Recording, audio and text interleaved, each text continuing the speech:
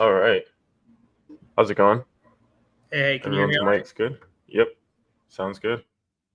All right. Episode 34, Derivatives for Degenerates. We have Aori on, high performance order book trading infra for options, spot trading, and OTC settlement. We got Josh here. I'm assuming you're the founder. Um, I'm Yep, gonna yep, yep. assume that. And yeah, so could you just give us a quick intro on your background, how you got to Aori? Yeah. I'm more than happy. Do they hear us on the spaces? Right? They do. No. So on the right at the pinned tweet on the Oh, they Spaces is join the in on that. live. Yeah, Gotcha. Forgive but they'll me. see I'm that you're I'm in it. broadcastingly redacted, so I figured I would just ask. Yeah. So Joshua Baker. My background's in market making. I was a COO of System 9 and options and altcoin market making firm for 3 years, or for a little under 3 years. I built up the options trading desk. Kind of got us started in the DeFi side of options as well. Working quite a bit with altcoins. I think in my time there, brought in around 100 or so clients on the token market making side. So kind of made markets all across DeFi, CeFi, for a lot of different token issuers and a lot of different liquidity environments. Um, then last year worked on DAMM. That was kind of my first foray into the development side as a Solidity engineer. I was working. Oh, here, let me fix that. I was working specifically on building an institutional lending platform, and then grew that to about 50 million in TVL before FTX blew up and kind of made institutional lending like this kind of toxic place to be. But we luckily, ended up winding it down successfully and repaid all the loans. And then, yeah, started working on Aori. Aori kind of came about from when, myself and our head of product, we kind of have no titles. We were hacking at ETH Denver this year, kind of throwing around ideas for how we could build, the best order book for the options tokens that we'd been working on for the last couple of months.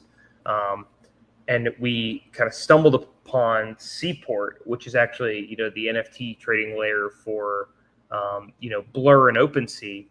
And you wouldn't think you could actually trade anything but NFTs in it, but it turns out if you go into their smart contracts, like they're the most beautifully written smart contracts that exist in crypto, and they allow for the settlement of any two assets or any bundle of assets for another bundle of assets. And so we decided to kind of hijack Seaport and use it for, all of our trading and settlement across all of our asset classes. So yeah, that's kind of the high level. Yeah. Awesome. And when you kind of first got started, we obviously the show's name is Exit Liquidity. So we like to hear a little bit about maybe your kind of experience in the ecosystem, maybe some times that you might have been Exit Liquidity yourself. Oh, that's pretty easy. I'm pretty much the worst trader of anything that's not NFTs. So every time I trade tokens, like directionally, I get just my face ripped off. So anytime I've ever bought a shitcoin, it's going to zero. I'm never gonna win. I never picked Pepe. I never picked Obama, Bitcoin, Sonic Inu 10. I just get destroyed. So I remember even trying to trade some shit coins or liquidity mine on like different platforms in DeFi summer, and it just I never managed to like LP on like Yearn or like Compound. I always was LPing on like Cream, and just getting killed. But for some reason, the one thing I can trade really well is NFTs. Like I've top to bottom to Milady's like 4 times. And all the derivatives of Milady's, I'm really good at trading. But that's it. Yeah. But tokens, I suck. Tokens, I never listen to me for a token pick. Awesome. And recently you had a tweet a thread that I actually enjoy pretty much, and it was about MEV and flash loans with Scoopy. Could you kind of give the little explain that like I'm five, but also explain your position as well? Yeah. So I kind of that thread went pretty viral on crypto Twitter. That was pretty satisfying. That's like my first like real viral thread. I'll give. So Scoopy had tweeted like a pretty normal take. Well, I mean, I'm not dissing it. It's like you have to be really deep in crypto to even get what he's saying. But like he says, and I just pulled it up to make sure I'm getting everything right. MEV is like theft, basically. And I guess the problem I have with that is like, as someone who's like deeply involved in searching on chain and like is doing it, like it's not theft. Like it's not. What it is it's exploitation of stupid protocols for in the ways that the founders directly intended. So like I think a good example of this would be to like compare it to like, if you guys remember Avi, the guy who hacked Mango, what he did was he manipulated price oracles to pump a token 5,000 times, not 5,000%, 5,000 times to then manipulate oracles and then reborrow the entire protocol. That is a multi-legged, complicated strategy where he is directly attempting to steal money from the protocol. What MEV is MEV is stale price arbitrage. That's it. That's like 95% of MEV, depending on whether it's a centralized or a decentralized exchange that you're doing the MEV against. What I mean by stale price arbitrage, this is a very common strategy in traditional finance. A lot of market makers make money doing this, where what happens is they see that another market maker posted, posted a, let's say they posted an ask 1% above the price, right? So if the price is 1,000, they posted an ask at 1,010. If this is like Ethereum or something, right? And it's been a while since Ethereum was at 1,000, but let's, imagine for round numbers. And let's say that on exchange B, this was all taking place on exchange A.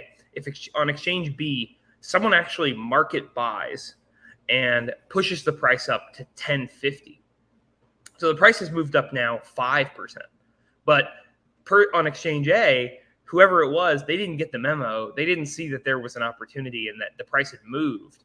And so a market maker says, "Ooh, I can pick that off." And so they fill that order at 1010 and then sell it on exchange B at 1050. That's just a very basic arbitrage. That is what MEV is. Like that is genuinely all that most MEV is.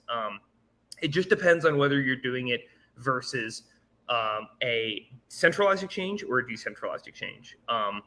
And there's an additional portion of it too surrounding that's basically what you hear when you hear about like LVR and things like that. That's people arbitraging dexes against other dexes or centralized exchanges. And the losses are basically opportunity cost losses. As you can see, like I didn't take money from you, the LP. What I did was I stopped you from making profit you should have made if the price did go up to 1050. So it's not like direct like theft, it's opportunity cost loss. Secondly is the idea of like front running and back running with like sandwich attacks. Sandwich attacks are fundamentally like, I think that's where it gets a little gray. Like I don't personally run any sandwich attack searcher bots, partially for this reason, because it's or number one, it's really competitive, but number two, this is where it gets a little gray, where like I can actually give Scoopy the benefit of the doubt and say like it might actually have some legal implications, because front running and back running is illegal in some cases in TradFi. It's much harder to do. Different legs. Like this is why you don't really see sandwich attacks in TradFi, because TradFi uses order books for everything. Sandwich attacks are exclusively an AMM phenomenon. My thread really was about shit talking AMMs, frankly, because I hate AMMs because they're the biggest scams in crypto. Maybe besides like literal rugs, like it's like rugs and then AMMs right behind it. The reason I say that is like AMMs were like preached of as this like new financial primitive where like, oh, we've solved trading. Like this is the greatest trading apparatus ever. And then you look and you see like, me, like Mark Richardson, the head of Bancor, or now Carbon, and I both like kind of did I took his research and kind of extrapolated it to today. It's like, if you LP'd on the ETH USDC pool on Uniswap, when Uniswap was launched, today, since today, or since the launch of Uniswap v3, the LPs have lost something like $550 million or $600 million to this. Sorry, Sita. No, I was just shocked. Yeah, it's like close to $600 million in IL. Like these are like complete, like this is trash. And then you hear, like, I'm not going to call names or anything like that, but like, you know, So are you looping? Sorry, I don't want to cut you off, but are you looping virtual AMMs in that as well? Sorry? Are you looping the virtual AMMs in there as well? Oh, you mean like where they say they act like they have liquidity in the pool, but it's really like I mean, basically, it's the same problem, right? Like it's just you're just adding, like, you're just dumping lighter fluid on the problem, you know? Like, I mean, I don't know. I don't really have a bone to pick with virtual AMMs. Like, they're trying to make it, they're trying to bootstrap liquidity without having liquidity, right? Like, so I do get it. Like, I'm not gonna. I mean, it is the same problems, right? The problem I more so have, so virtual AMMs haven't really taken off, right? Like, they've been, like, some of them have kind of gotten TVL, but none of them have ever gotten as big as Uniswap, right? And then you have people in that community who, like, write academic papers that say, oh, by the way, you can LP on Uniswap, and it is always profitable. They said in an academic paper that LPing on Uniswap is always profitable.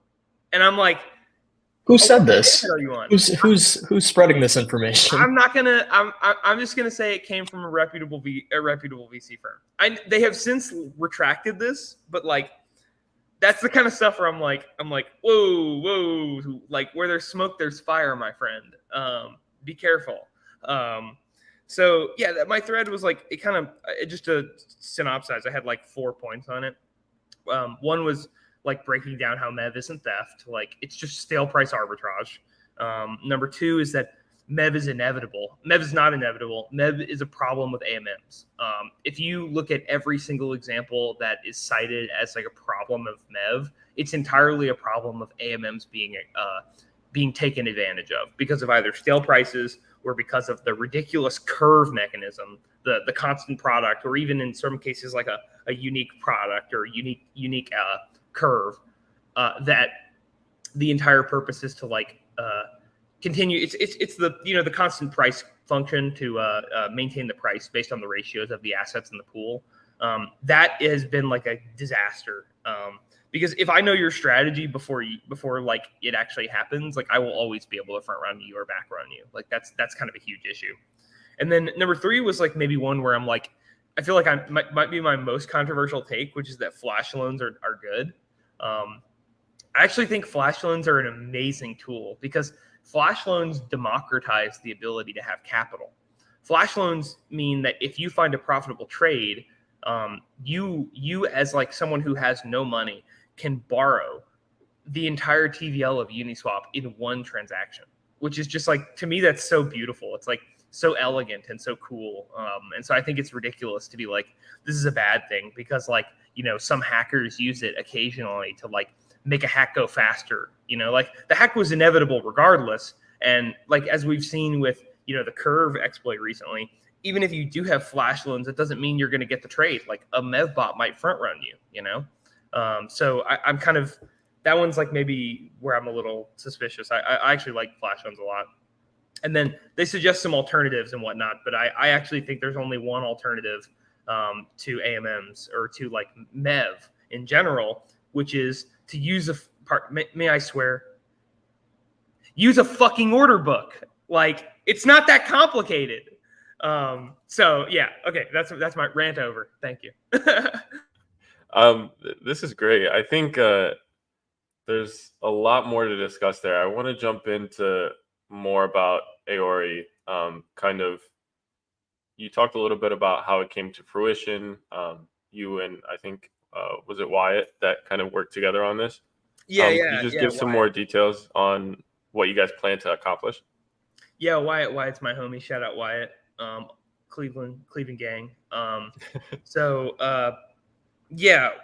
Wyatt and I were in Denver. I mean, I guess maybe to answer about like what we're trying to accomplish. Like, what we're trying to accomplish is like to show that to kind of red pill crypto on just how bad AMMs are designed and how like UniV3 is not the solution. UniV4 is definitely not the solution.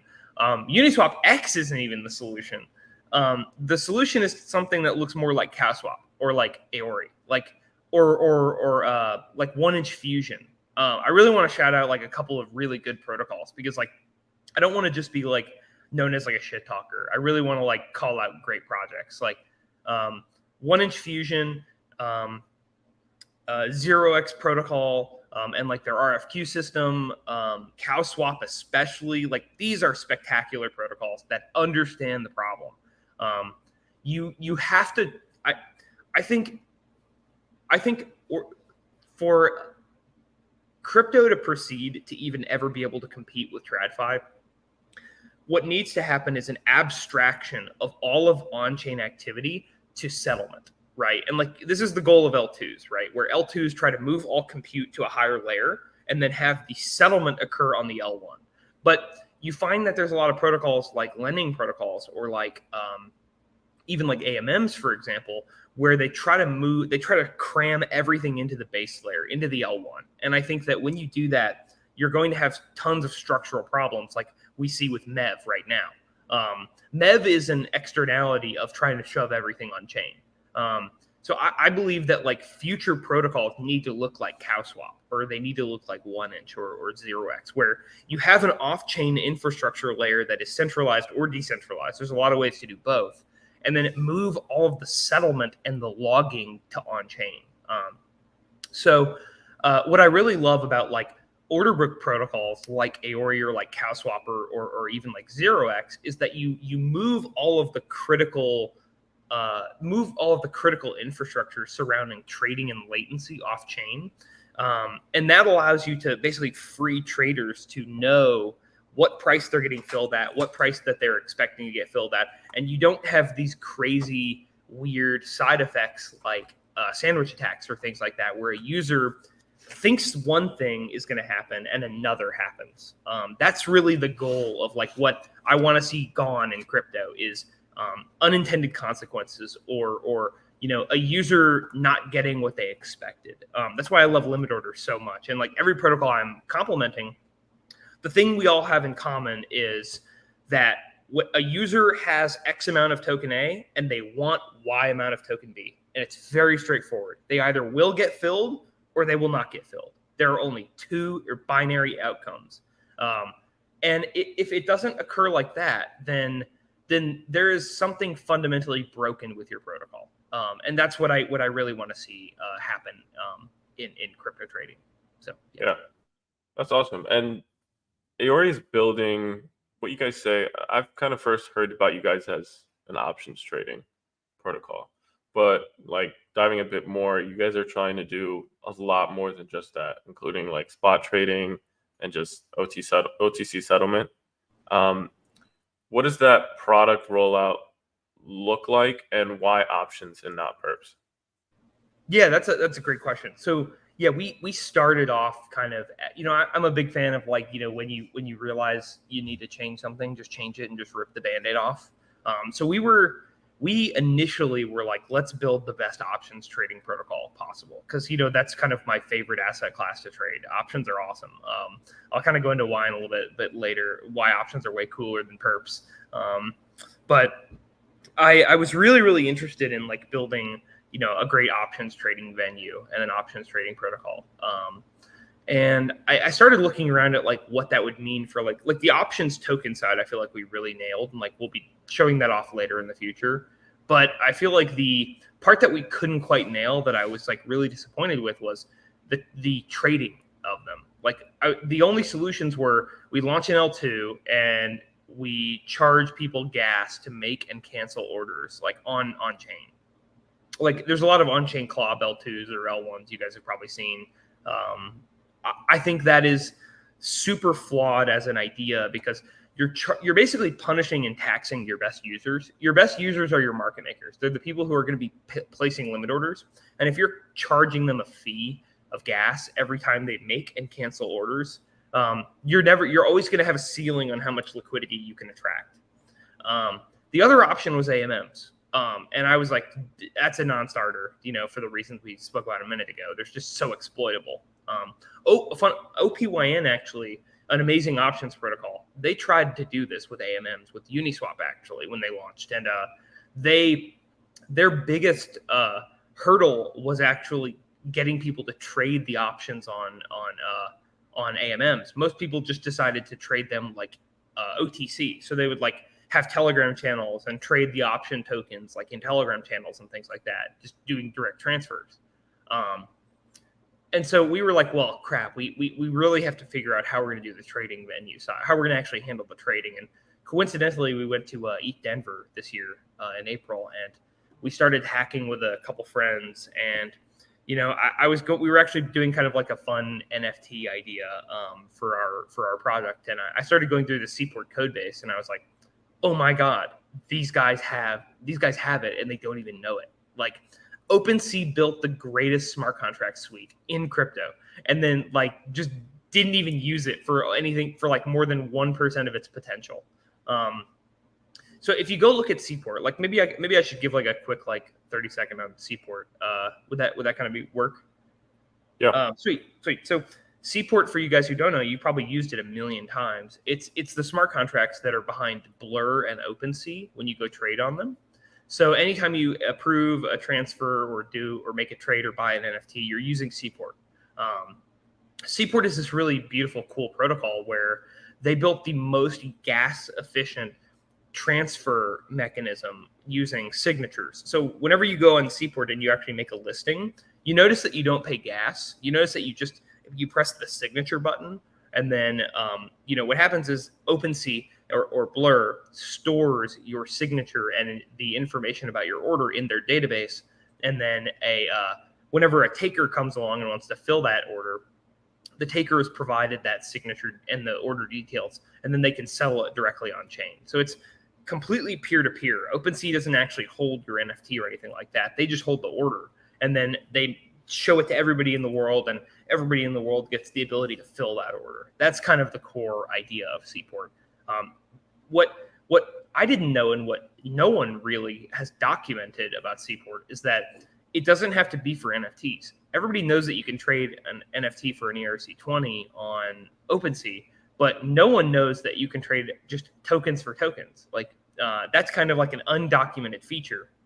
And it used to be that if you actually tried to do that on Seaport, if you actually tried to do that using like an SDK, if you're like a developer, it would block you from doing it. It would actually like cancel your trade before it even got submitted. And so we had to like edit that out of our SDK that we could actually do it because OpenSea tried to block us. So we ended up removing that checker, and boom, worked amazingly. And we ended up doing some more cool engineering on top of Seaport that we'll publish about later about cancellations being gasless too, because like on OpenSea right now, whenever you go trade, if you cancel an order, you have to pay gas. We were like, we can't even have gasless cancellations. We want this to be so cheap for people. And so we kind of did some really cool engineering around that. But that's Seaport.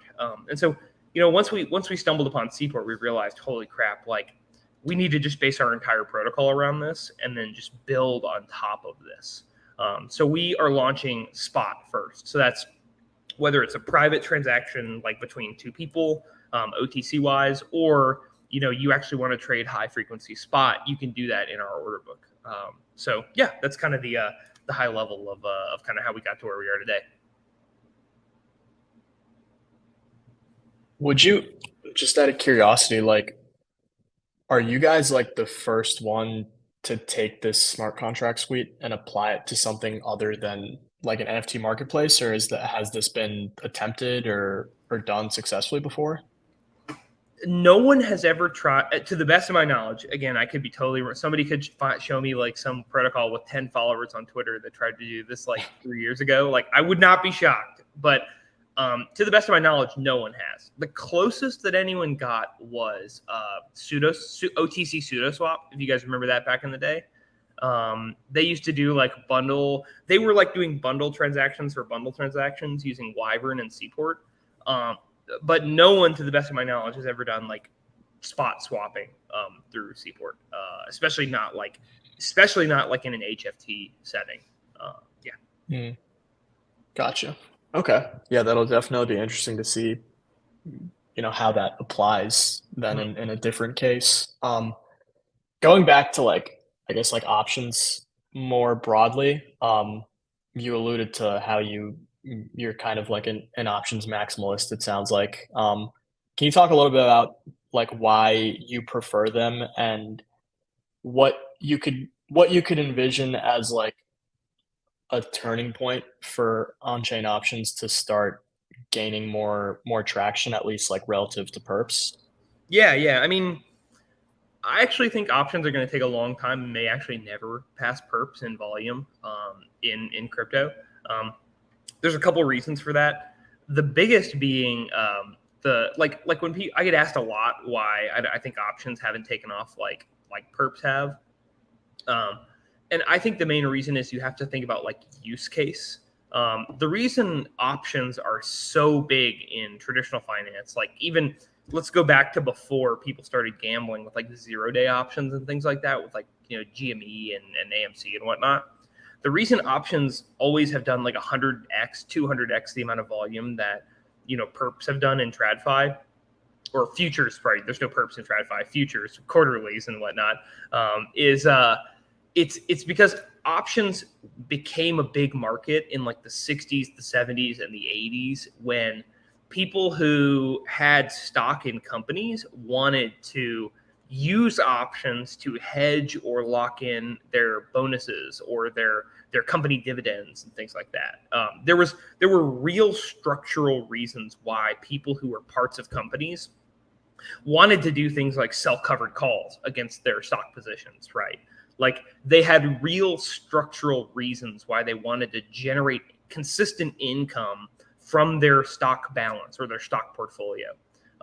So there was like a real demand for it that you couldn't do in futures. Like with futures, it's really hard to manage a position where you're constantly having like if you're trying to take advantage of like a funding rate, right, where you're going to get paid by being long spot short futures, that's only like a seasonal thing. That's only something you can do like intraday, right? Like you have to monitor that position like for huge amounts of time.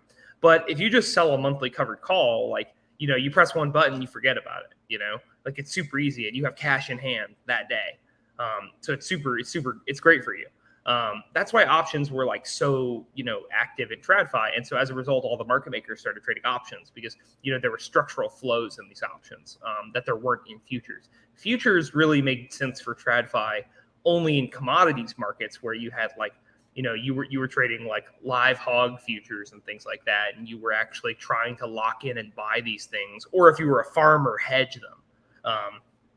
So that's kind of like why there was like a divergence in TradFi. In crypto, it's really straightforward. There's one reason people trade perps, and I think everybody knows why. It's gambling. You're gambling. That's it. You're a degenerate. It's occasionally legal to use things like rollbet, so you want to gamble. That's it.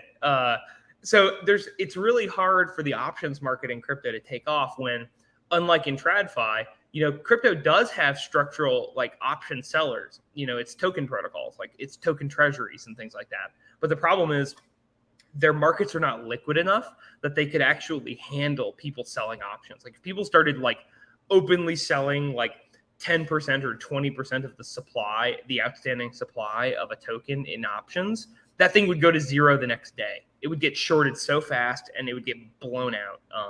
Or it would rally and just crush everybody. But like vol would spike.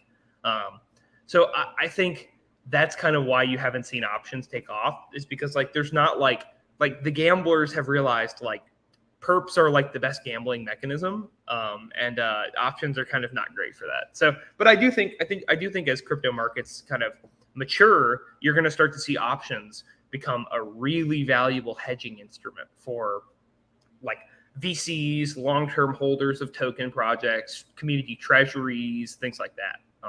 So they'll be like a very pragmatic solution. Yeah. Yeah. Yeah, I think it's funny. People like crypto native people don't realize that like trad futures often are like they look very different from what we're used to. Like relying on the delivery of like an actual asset is like completely changes the entire process of what you're doing. Like it changes the type of person who would do it, the way you would use it. Whereas like, when you really take a step back and look at what we're doing, like a lot of it is just pure gambling. So it's like it's interesting how like options are kind of more similar to their TradFi counterpart in crypto. Kind Yep. of creates like a different market for them, I think. Um, okay, so getting into Aori specifically. Um, so remind me again which chains you guys are going to be launching on. So our goal is actually to be really chain agnostic. We want to be live on. We kind of want to be a base layer tool on any EVM chain for like native trading of assets. That's why like we have a global order book, for example. So if you make an API call to our order book, it actually queries every chain. So you can actually see every chain in real time. So like we're really like trying to lean into like the multi-chain aspect of it. Yeah. Gotcha. And that order book, what is that gonna look like on day one? Like who's gonna be managing and upkeeping that? And is that process gonna change over time? Like is there a gradual decentralization process like we've seen with some other projects? Mm-hmm. Yeah, that's a great question. So maybe just one real funny like note on your point about perps and options real quick before I jump into that. You just reminded me of like one of my favorite green texts ever from 4chan is this guy was like, guys, I made a ton of money. I went long egg futures on the CBOE and now I made a bunch of money. I sold about 80% of my position for a profit, but I have these guys calling me, telling me I need to take delivery of 40,000 eggs. What do I do? Like, and so like, I'm just like reminded like, man, if only that actually happened in crypto, like you'd see a change really fast. Like I have to deliver 20,000 ledgers with 0.05 Bitcoin to your house right now. Like, oh my God, I would die laughing. But, so sorry, forgive me. Could you repeat the second part of your question? I had to amuse myself with that. Yeah, no, that's okay. I've definitely seen anecdotes like that before, and it's hilarious.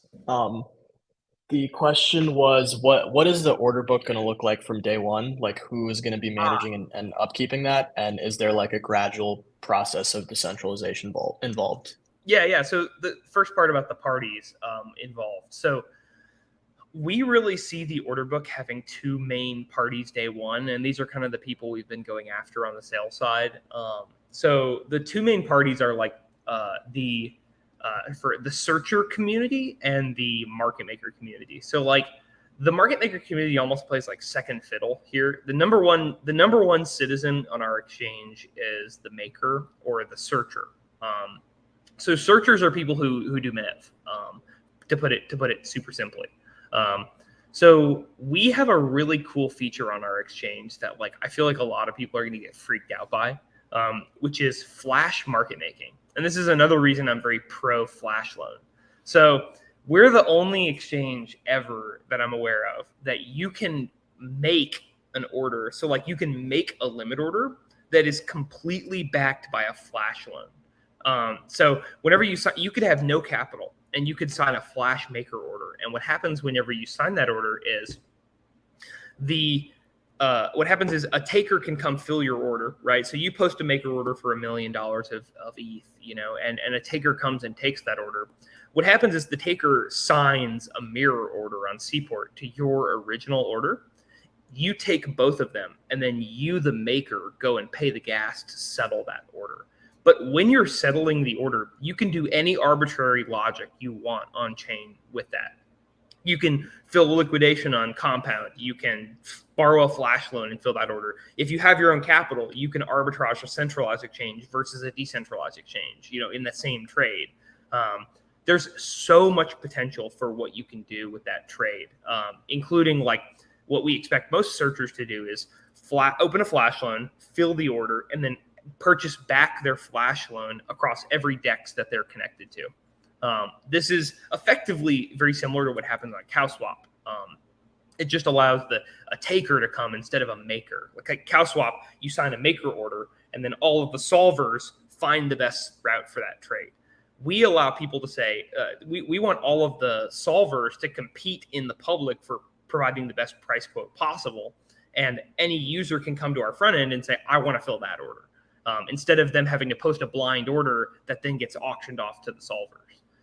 So that's kind of how our order book works day one. So, we've been joking internally that like, if we get enough solvers, like we could have like $100 billion in limit orders that are all backed by flash loans, like in our order book, which is just like fucking ridiculous to say. Like it's kind of really ridiculous. It's going to be really funny if it happens.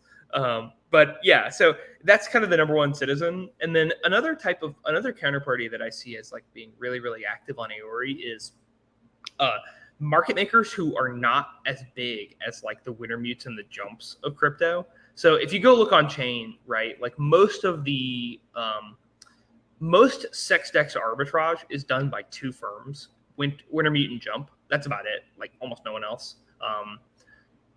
The reason for that is it's so capital intensive and it's so human capital intensive as well. Like you have to have a centralized exchange team. You have to have a ton of capital on a centralized exchange. You got to have a block builder. You have to run your MEV team. It's really a lot of work. But if you have something like Aori, then you as a centralized exchange liquidity provider can just simply quote us prices like you would another centralized exchange on our API. It's super straightforward. So that's kind of like the idea there. And so what I mean by that is like a market maker can provide a price quote to us that's like, identical to what they're quoting on Coinbase or Binance, but they add like, 2 or 3 basis points of profit, right, from the spread or as a spread. And a searcher can come along and say, oh, I want that. I can then arbitrage that against Uniswap or, SushiSwap or any on-chain DEX. And those two firms working together, the searcher and the centralized exchange liquidity provider, have all of the pieces needed to compete with, the big block builder searcher arbitragers. So that's kind of who we see being the most active users on the protocol day one. And your last point about decentralization, we effectively see this as like we see Aori, like the public order book, as being very similar to like a sequencer, except it's a sequencer that you don't have to pay gas to use. So it's just as centralized. It's just as decentralized as Arbitrum or Optimism. We have some interesting ideas surrounding decentralizing the order book in the future, or decentralizing at least the validation of it and the more of the execution. But I really like having our product be just a big public queryable database. Like to me, that's really beautiful. Like I like that as like a concept, more so than kind of like creating a fake L2 that like we put all the orders on the L2 just so that we can claim we're decentralized, even though we're really not. Like I much prefer being honest with our users. So that's kind of my take on it. Yeah. Gotcha. Yeah. Yeah, I think that makes sense. I think that's definitely valid compared to like, building like an op, not to say that this is a bad or a wrong approach, but building an op chain or some sort of like L3 on Arbitrum and with the intention of making an order book on that chain decentralized one day, like there's no real like timeline for that yet, if we're being honest. Like it's still kind of just in the distance, a very murky goal to get to. I do think it'll happen, but well, you run into this issue of like if you put it on a chain, right? Then don't you have to pay gas to trade? Right. Yeah, you incur a bit more expenses in that scenario, like but already a non-starter. Like it for us as a product, like one of the things we immediately were like, we can't have this is paying gas to trade. Like paying gas to make or cancel is already like that's like a line we can't cross. Yeah, because there's been like a million on-chain collabs and they all suck because like you have to like pay gas to make. Like, are you kidding me? Like what? Like I'm very against it. But there are ways to decentralize it. Like you can decentralize a database. Like that's been done before. It's just a matter of doing it really fast. That's the thing. Yeah. It's interesting to me how part of your like your day one focus is essentially attempting to like broaden the funnel of viable market makers who would really get use out of a product like this. We spoke to Drift last week, which is a perp exchange on Solana. They have a decentralized central limit order book or decentralized limit order book, a VAMM, and then like a JIT like front running liquidity mechanism essentially. And um, one of their like core ethos is essentially Ethi? reducing reliance. What's that? I said Ethi. Ethi. Yeah, I was gonna say that, but it didn't quite didn't quite sound right. Um, one of their core beliefs is trying to reduce reliance on centralized market makers and kind of like decentralize or democratize the opportunity for everyone. And it sounds like you guys have a similar idea, but like a bit higher up. So like instead of making things easy for everyone, let's just like work from the top echelon. Let's make it so Wintermute and Jump aren't the only ones capable of really running a profit here. Do you see do you see this process of like opening up to smaller market makers? Do you think that that is going to extend to users one day as well? Like, are they going to be able to come in and market make in some way that's just as profitable as a Wintermute or Jump, or maybe not as like capital intensive? Well, there's like a couple points there that are like really interesting. So yes, to the last point, like I think one of the first products we're launching on Order is basically Yearn or like enzyme style vaults where you can run custom strategies using capital in those vaults. So this is basically allowing anybody who doesn't have the technical understanding of like a sophisticated market maker to LP into one basically. We've even like joked about like doing a vault that's just replicating an AMM curve, like literally just replicating like a Uni V3 style curve with limit orders in our book, like just to like say that we're even better than that. But like I definitely want there to be like it's a big feature to me to have like vaults where people can LP into, and then we can actually claim that we have a better passive solution than like a Uniswap does, for example. I don't think you're ever going to be able to match all of the P&L that like of a sophisticated trading firm like that, because it's their full-time job to find opportunities. Like once your starting point is I'm a passive LP or I'm all in, this is my full-time job. You're at a huge disadvantage. So I think like the best you can hope for is like getting a percentage of it, and so that's kind of what I see as like an attainable goal. And on like the Drift side, like I really like Drift Protocol. I'm familiar with them quite well. I think their solution is definitely better than any ETH AMM just because they're on Solana, right? Like they have such fast block times. They have such a more high performant ecosystem. Like it's much harder to do like MEV on Solana than it is on like ETH mainnet or something similar. So I mean, but I don't know.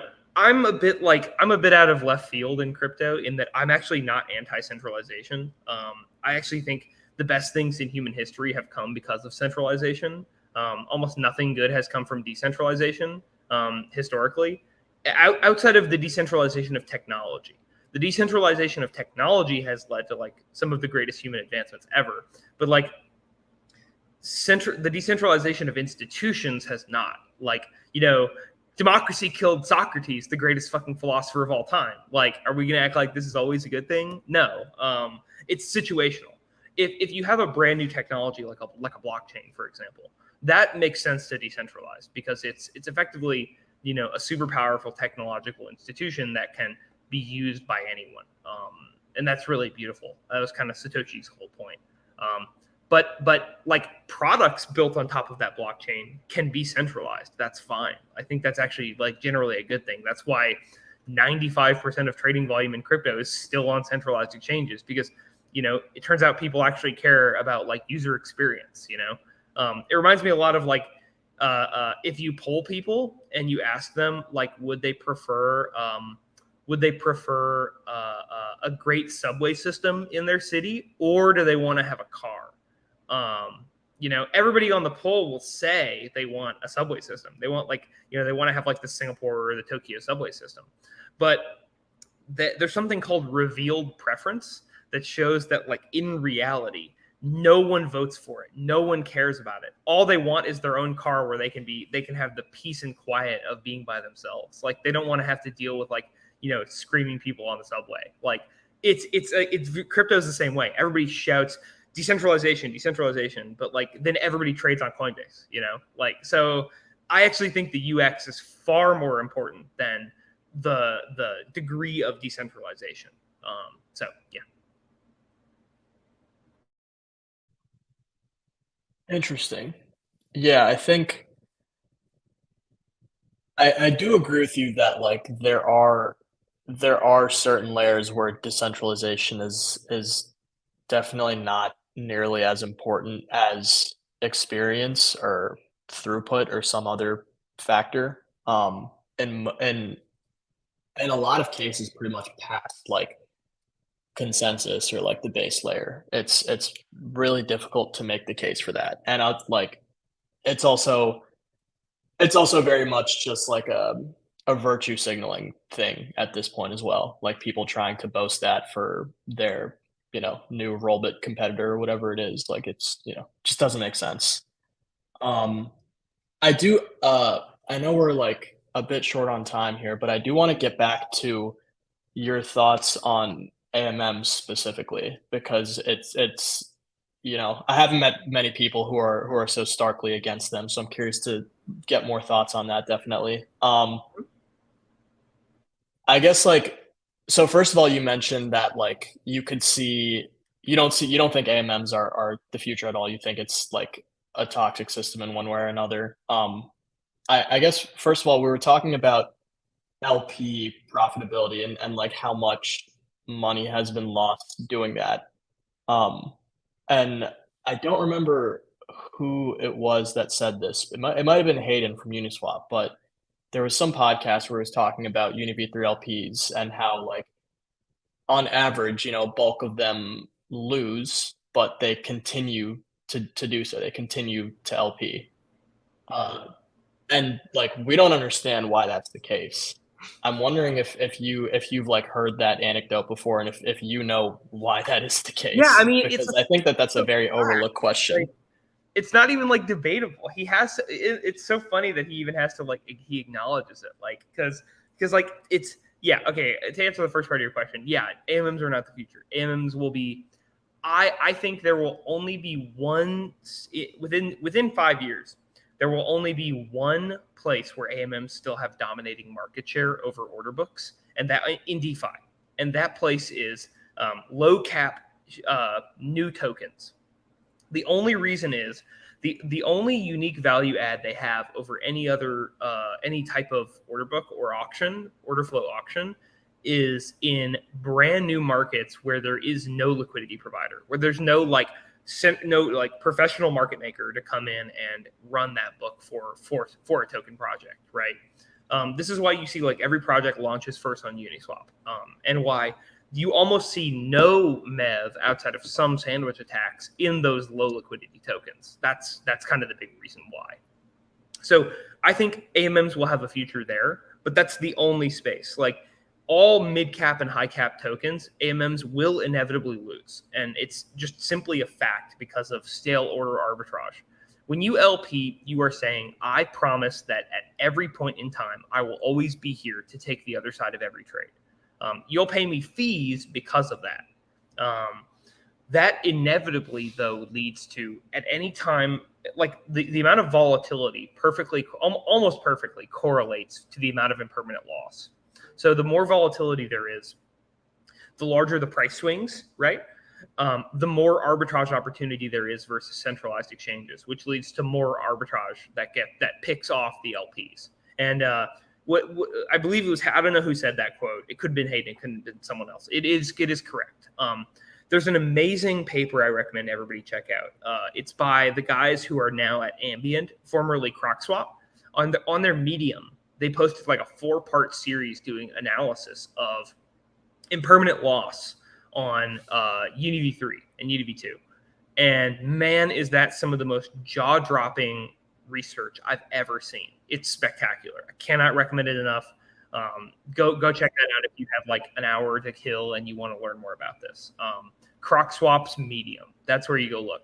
And one of the things they noticed was there's actually only one type of LP that is profitable.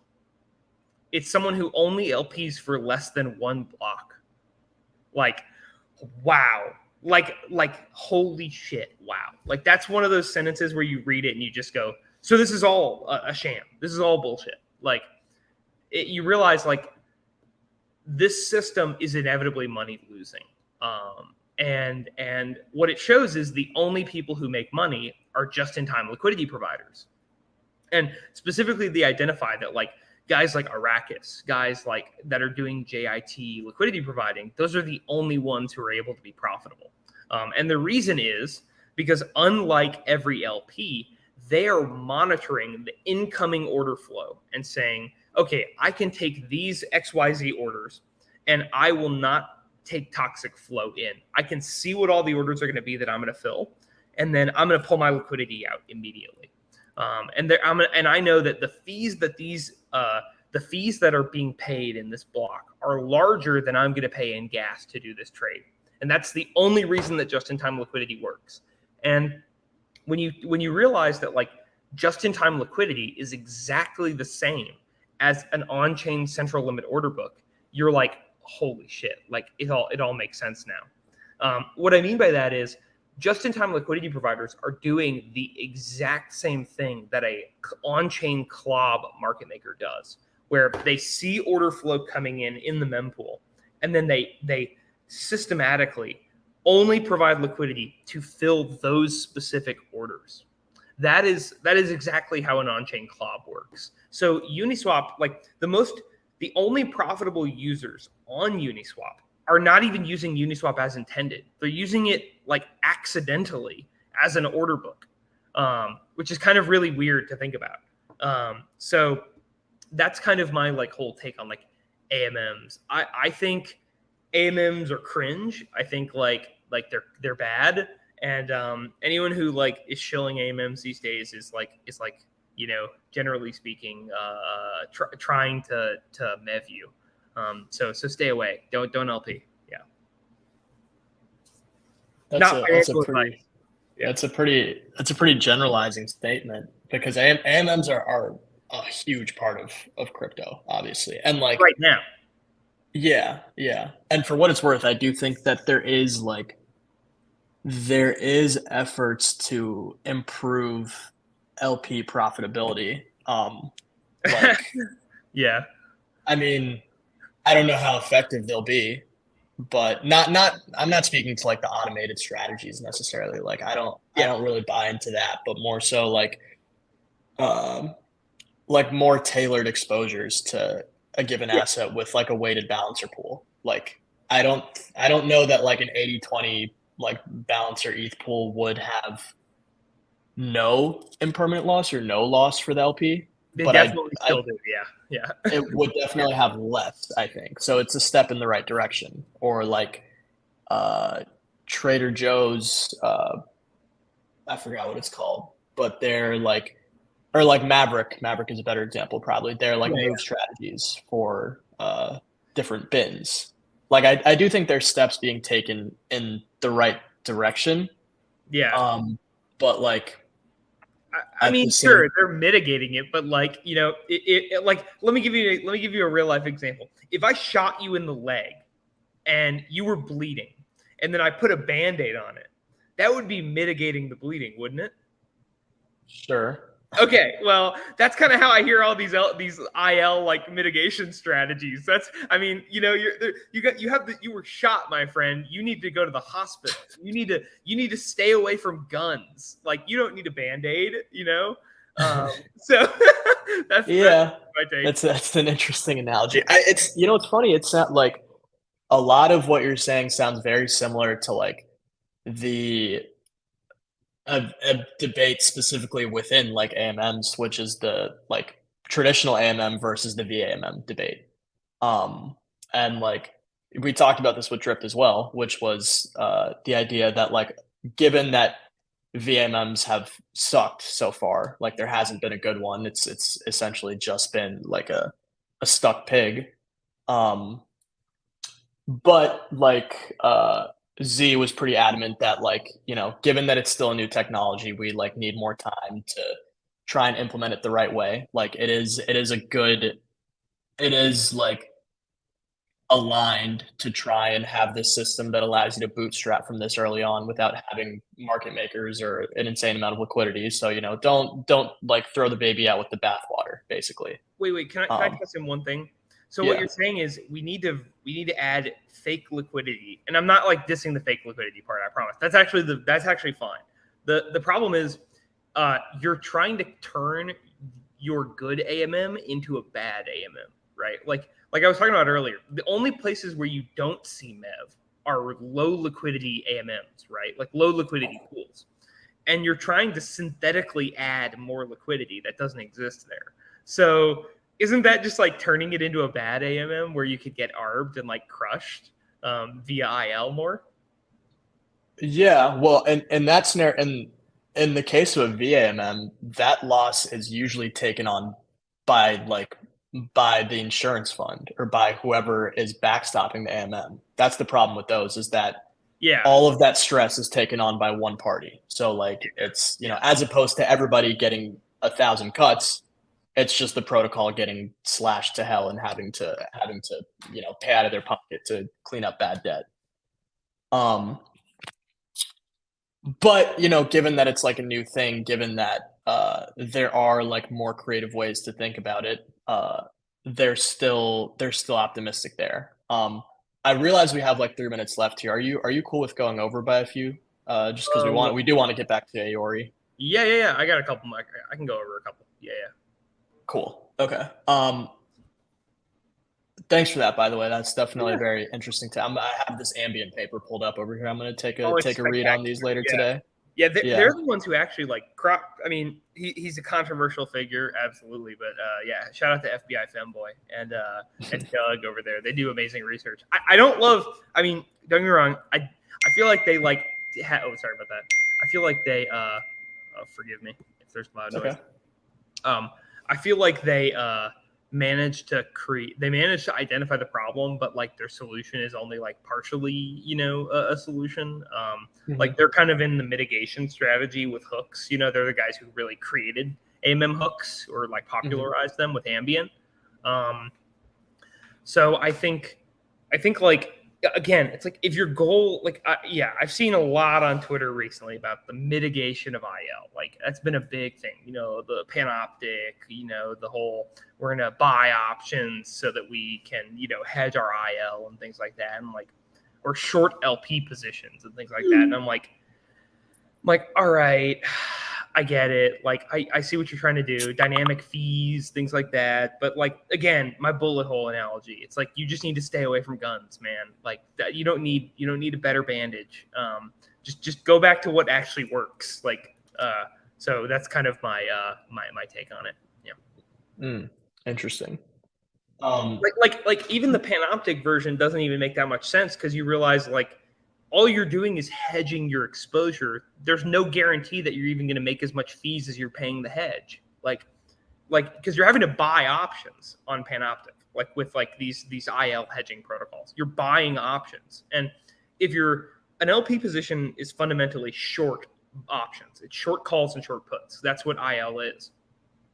But if your goal is just to buy options, you're trusting that the fees that you're being paid are as much or greater than the cost of the options that you're purchasing, or else it's a profit or it's losing money. I don't think there's almost any scenario in which, outside of crazy high volatility, that your options that you're paying for are going to be cheaper than the fees you're being paid. I think that's like never going to happen. Well, I don't think you're necessarily. I mean, I guess in a way you are purchasing options on Panoptic, but what you're really doing is just paying to borrow an LP position. Like it's just throwing. You're paying to short an LP position. Right. Yeah, because you're short options already. You're going long. Yeah. Yeah. Essentially. Sorry, we do have to swing back to Aori here. Oh We yeah, want no, we you're want to good, try. you're good. But this is Yeah. great stuff. This is definitely very interesting. Nah, I can talk. Uh, I can talk this all day. You're good. I can tell. Yeah, I would definitely love to hear more, but we are on a schedule, unfortunately.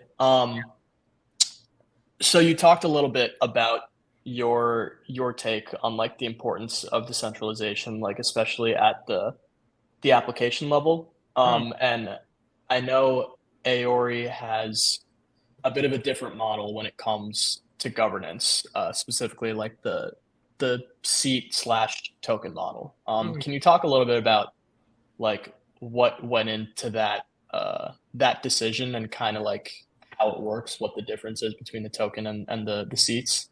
Yeah, yeah, absolutely. So I'm like if anybody's familiar with the term like LARPing, like live action role playing. It's when you're like a nerd that like dresses up at like Ren fairs. I'm a LARPer, but not for like weird medieval shit like that. I'm a LARPer for like the Chicago Mercantile Exchange of like the 1970s or 80s. Like to me, that was like the coolest period of trading history ever. Is like the stock exchange floors. Like, I mean, this goes for any stock exchange, the New York Stock Exchange, the COMEX, the CME, the CBOT, like they're all like the same. Like these trading floors where you had a nonprofit exchange be the core of your exchange. The way these nonprofit, like most people don't know that stock exchanges used to be nonprofits for years, like for almost 150 years. Yeah, it's like this crazy like Wikipedia fact you have to like dig like 300 lines deep into find.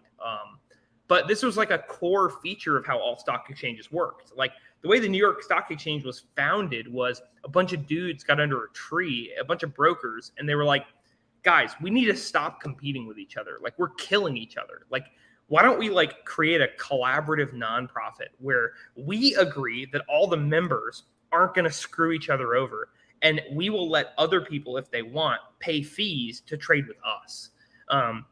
And this was where the modern stock exchange comes from. The way it worked was you had members who owned real estate that was literally like 3x3 square floor seats at stock exchanges. And they all had collective ownership inside of a corporate entity that was a nonprofit. The nonprofit was basically just the governance mechanism, and the seats were like a way to become part of the governance class of the exchange. And the way it always worked was if you trade with your counterparties on the exchange, if you trade with other brokers on platform, then you will pay no fees. If someone from outside the exchange comes in to trade, they will pay fees to whoever their broker is. This is like why Robinhood has like a Series 7, right? Like you can trade through Robinhood and Robinhood won't charge you fees. But like, back in the day, Charles Schwab would. It's the same relationship that, you used to have like a specialist on the floor who you'd call to fill an order and things like that. So that's kind of what we tried to emulate. A nonprofit exchange where the seat holders own the exchange, they own the protocol, they govern it. And the token holders are effectively like the overarching governance structure that handles everything on top of the exchange. The people who actually govern the trading, who govern everything that happens on the floor, are the seat holders. And then everything on top of that gets built later is governed by the token holders. So, yeah. Gotcha. Okay. The seat auction is over, right? I think it was running not long ago, but it's over by now, right? Yep. Yeah, it ended a couple weeks ago. We auctioned. We did like 102 auctions. It was supposed to be like 105, but I'm like brain dead, and my bot didn't work, so I had to end it a little early. But yeah, it ended there. It's they're trading on OpenSea. We've done like 15 ETH in volume. They're quite fun. I like the seats. We have a great community on Discord that's like super active in the seats world. Yeah. So the seats are like the cool way to earn like zero fees. Yeah. Apologize. I do have to go in like just like a minute or two if that's all right. Yeah. No, that's fine. We're gonna Telegram. Gotcha. Yeah, we're gonna wrap up right here. Just if there's anything we missed, any last like comments you wanted to put out there, anything you wanted to shill, now would be a good time for that. Yeah, just check out Aori. We'll have some announcements pretty soon surrounding Order and surrounding everything like that. So yeah, thanks for letting me come on and rant for a little bit. I appreciate that a ton. Yeah, we should Awesome. definitely. This was awesome. Yeah, we're gonna Thanks a for lot. everybody too who wants to hear my annoying voice. We're gonna have a town hall. Once Order's live, we're gonna start doing like weekly or bi-weekly town halls that everybody's invited to. So is there a timeline set on anything yet? That was the yeah. last question. Order will be dropping very soon. Very soon. We're gonna do like a 2-week beta. So if there's any smart contract developers or Rust developers listening, just get ready. We're gonna have some cool bounties coming out too. So yeah. So probably you can expect to hear about or see the test net very soon. So yeah. I'm quite excited. Awesome. Yeah. Awesome. Thanks so a much, lot, guys. It was a pleasure. Appreciate it. Thanks, Josh. Appreciate Thank it. you. Thanks everybody for tuning in. That's the episode. See you guys. Peace. There's a lot of